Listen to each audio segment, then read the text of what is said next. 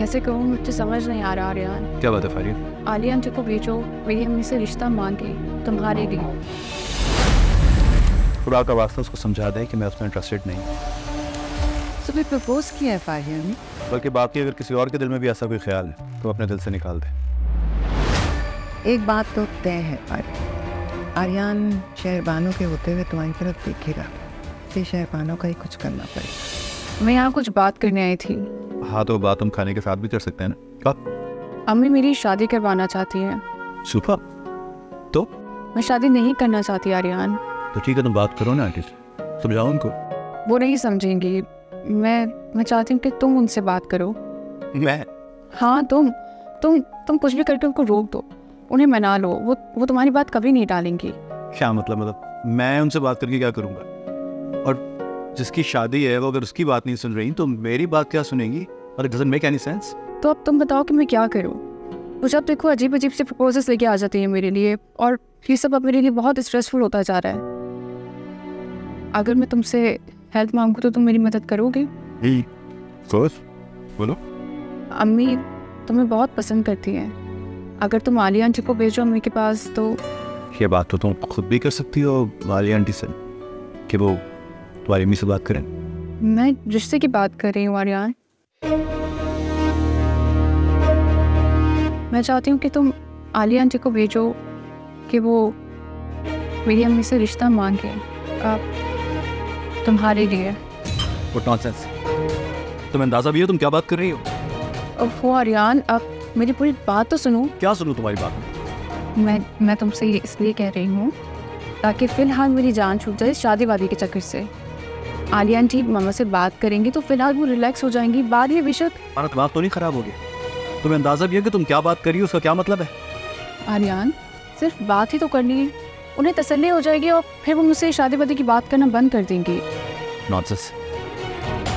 मैं तुम्हारा इस बेवकूफ़ी में कोई साथ नहीं दूंगा, ठीक है? आई एम सॉरी, ये कोई फिल्म नहीं चल रही यहाँ पे, ठीक है? तुमने बात करनी है ना आलिया आंटी से तो ये बात करो कि तुम शादी नहीं करना चाहते। That's it. वो कर चुकी हैं बात और कोई फायदा नहीं हुआ। This is not of my business. मुझे पता होता ना कि तुमने ये फजूल बात करनी है तो मैं यहाँ कभी ना आता। तुम्हें ये फजूल बात लग रही है Aryan?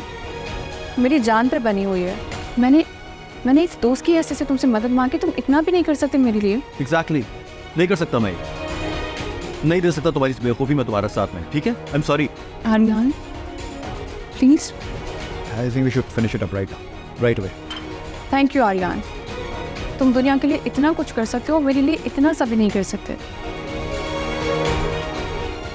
Thank you so much.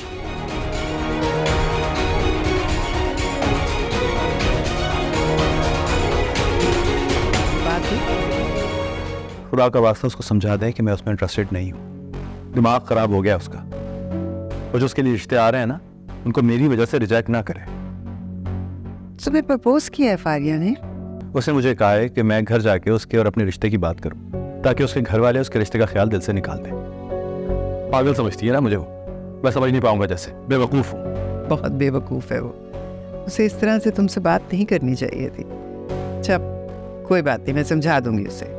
बल्कि बाकी अगर किसी और के दिल में भी ऐसा कोई ख्याल है तो अपने दिल से निकाल दे।